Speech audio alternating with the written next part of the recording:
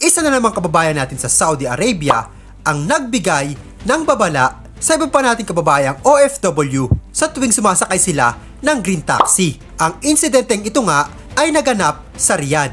Ito nga si kabayan ay sumakay sa taxi galing sa Riyadh Gallery papunta ng IPSR. At nang magbabayad na nga itong si kabayan, sinabi sa kanya ng taxi driver na gumamit daw ito ng metro. At nang tanungin nga nitong si kabayan ang taxi driver kung magkano daw ba ang metro na kanyang babayaran, ay tumanggi nga ang nasabing taxi driver. At dito na nga nagsimula ang hindi magandang naging karanasan nitong si kabayan sa kamay ng nasabing taxi driver. At kung ano nangyari kay kabayan, panuorin natin ang video na to. Hi guys!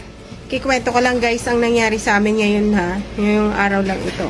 So, galing kami ng Riyadh Gallery. Sumakay kami ng taxi dyan. Sa harap mismo ng Riyadh Gallery, sa gate 4. Sumakay kami dyan.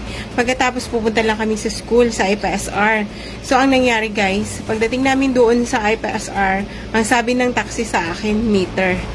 Gumamit na siya ng metro. Ang sabi ko sa kanya, magkano ang metro? Ayaw niya ipakita sa akin ng metro. Ngayon, sabi kong ganyan, inulit ko, magkano ang metro?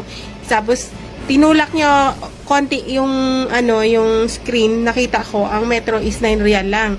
Tapos binigyan ko siya ng 10 real. Ngayon binigyan ko na siya ng 10 real, sabi niya sa akin metro. Sabi ko kalas, binigyan na kita ng pamasahe ko sa metro. Sabi ko ganyan, sabi niya metro. Ngayon ang ginawa niya guys, nilock niya ang pintuan, hindi niya kami pinalabas. Pagkatapos sabi kong ganyan, ba't ayaw mo kami palabas? Sabi ko sa kanya. Ang sabi niya sa akin, metro. Sabi ko, jiba, already pulo sa real. Sabi ko sa kanya. Sabi niya sa akin, hindi daw pwedeng ganun kasi metro. Muskila daw siya sa modern niya. Sabi ko, binigay na nga kita, 9.9 real lang yung metro mo eh. Sabi ko, bakit ayaw mo kami palabasin? Tapos sabi niya guys sa akin, ang nangyari, nilak niya uli ang pintuan. Tapos, sabi ko ganyan, sumigaw ako. Sabi ko ganyan, sumigaw ako. Sabi ko, nahingi ako ng tulong. Sabi ko ganyan, hindi ako maririnig na nasa labas kasi sarado yung,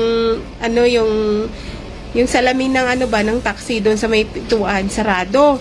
So ngayon, sabi ko sa kanya, nung sumigaw ako, siguro natakot siya guys, binuksan niya pintuan ulit. Nung binuksan niya ang pintuan, tapos ang ginawa niya, ikasama ko si Kyron, hinatak niya si Kyron guys, hinatak niya, hinawakan niya dito niya hinawakan si Kyron no, dito hinatak niya dito sa braso, hinawakan niyang ganyan, hinatak niya. Tapos sabi ko, bakit? Sabi ko ganyan, bababa na kami. Sabi ko ganyan sa kanya. Sabi niya ganyan, kulang daw yung bayad ko. Sabi ko, hindi ka lang. Sabi ko yan, 10 real na yan. Sabi ko, nag-metro ka. At sabi ko, 9 real lang yung metro namin. Ba't binigyan kita ng 10 real? Kulang pa. Sabi ko, ganyan. Tapos, ang ginawa niya, nilak niya ulit ang pintuan. Sabi, sumigaw ako ulit. Sabi ko, ganyan. No, binuksan niya ulit yung pintuan, guys. Tapos, kinuha, lumabas na ako. Kinuha ko na si Kyron. Alam mong ginawa niya? Hinatak niya yung dala-dala naming plastic. Ayaw niya talaga kami palabasin. Alam mo kung bakit guys? Kasi nakahawak siya doon sa unggoy na Pakistan na yun. Ayaw niya kami palabasin. Hawakan niya doon. Tapos sabi ko sa kanya, kung hindi mo kami pababayin, sabi ko tatawag ako ng pulis. Yung sinabi ko tatawag ng pulis, siguro natakot. At saka may mga parents na nilubas sa may gate. Nalumabas na kasi binuksan niya na yung window, sabi ko, tapos sumigaw ako, tapos may mga parents na lumabas, so niya na, binuksan niya na yung pintuan, nakalabas na kami ni Kyron, pero hinatak niya yung dala-dala namin ganito, yan, natak yung ganyan, kasi may dala kaming joking galing kasi kami sa Riyadh Gallery. Ayun guys, kaya alam mo guys, pag pumunta kayo sa pag sumakay kayo ng taxi, ingat lang talaga kayo. Fairness lang ito sa atin guys, yung nagta-taxi tayo, mas maganda na lang na mag-Uber tayo kaysa mag-taxi.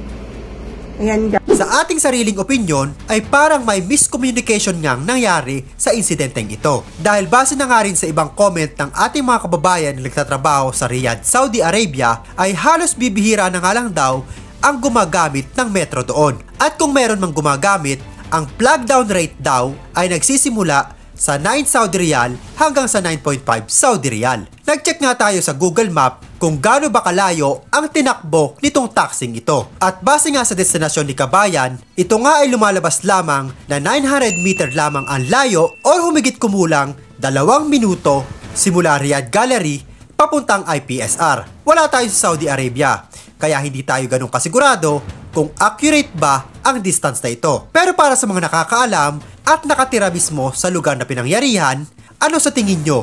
Nadehado ba rito si kabayan? Kaya para sa ating mga kababayan, kung hindi po tayo sigurado at ayaw nating maranasan ang mga ganitong pangyayari, mas makabubuting mag-book na lamang tayo sa mga Careem or pwede tayong gumamit ng Uber para sa ganon, pag nag-book tayo ng taxi, ay alam na natin agad kung magkano ang ating babayaran. At ito ay para makaiwas na rin tayo sa mga ganitong pangyayari. At kung nagustuhan mo ang video na to, at bago ko pa lamang dito sa aking YouTube channel, ay ini-invite kita mag-subscribe at pahit na rin ang notification bell para lagi kang updated sa lahat ng viral video at balitang OFW na ina-upload natin dito sa ating YouTube channel. Maraming salamat sa iyong panonood.